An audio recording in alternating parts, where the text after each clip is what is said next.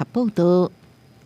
云林最南的社区3档前开始有老人供餐，也毋过最近因为供餐的地点、场地佮水电的费用，大家无共识，所以15开始就暂停供餐咯，嘛影响到60个老大人哦。社会处是表示讲，因会赶紧来协调。摕到抗议的报条，顶面写着要老人正常供餐。云林水南乡苏坑社区为3年前开办长青食堂，借用丰德宫的场地，提供60多名长者用餐。但近期因为庙方改组，其使用者付费要向工商业者来收部分的水电费，无达成共识。这个月15号开始暂停供餐。方便就好，阮拢是安啦。啊，无啥咧甲建议讲你就做好，无你食啦。你讲若要贴目标的，贴一2000、3000，迄拢无要紧。但是重点是你使用者付费嘛。你袂当讲来踮遮咧使用3档外咯，电钱、水钱拢毋捌交纳。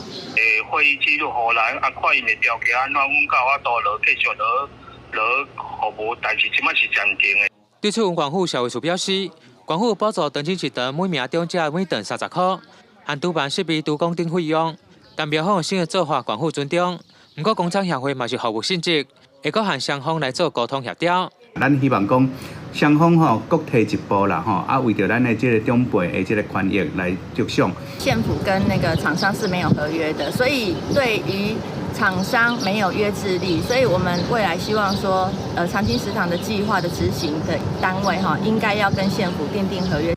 有民代表示，工厂业者和管府闹相下月，这等表面长青食堂讲停就停，造成长辈用餐的问题。对此，社会处表示，协会停止供餐前，有向管府来报备，会赶紧来协调，希望有共识恢复供餐。但若爱依地办理，管府嘛来协助。记者为您报道。